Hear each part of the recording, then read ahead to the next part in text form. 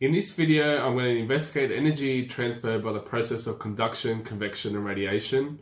This is my last video for waves and thermodynamics, so please check out the playlist. And if you already haven't, please subscribe to my channel. I've already flipped to Module 1 and Module 2.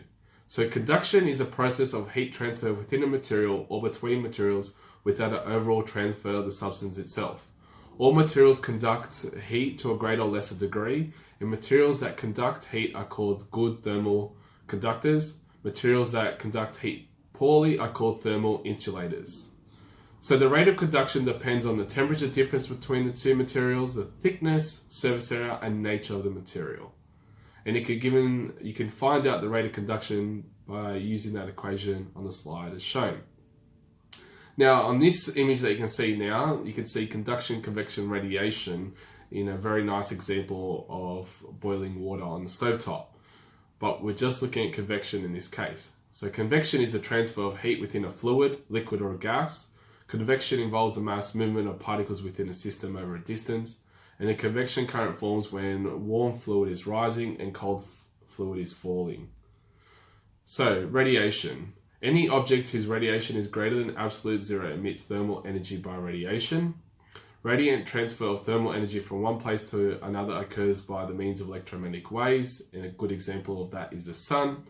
When electromagnetic radiation falls on an object, it's partially reflected, transmitted, and partially absorbed. The rate of emission or absorption of radiant heat depends on the temperature between the object and the surrounding environment, the surface area and surface area characteristic of the object, wavelength, and radiation. The wavelength and frequency of the emitted radiation depends on the internal energy of the object.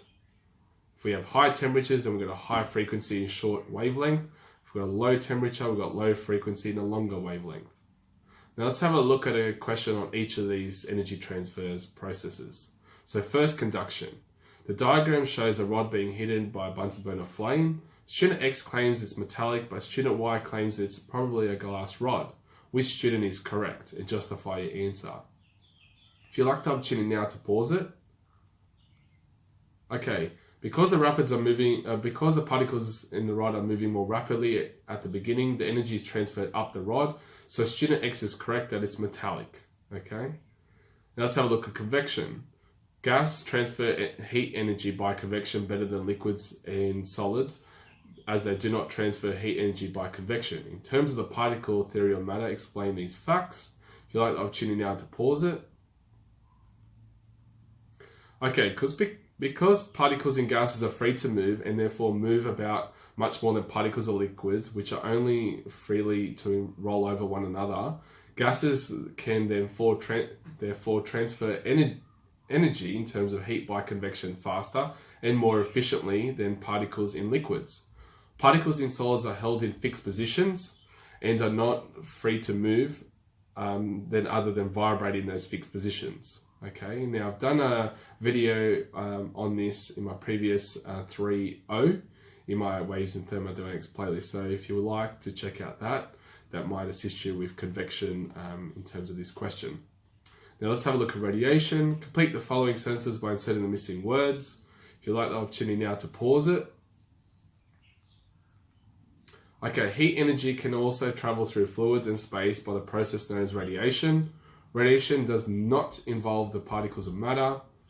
It is because of this heat energy can be transferred through space or a vacuum. Heat radiation occurs through electromagnetic waves and is known as infrared. When infrared radiation hits a surface, it's partially absorbed or reflected. It is the energy absorbed by the substance which causes the temperature to rise. Dull and dark surfaces absorb heat energy more rapidly than bright and shiny surfaces. And bright and shiny surfaces radiate heat energy more than dull and dark surfaces.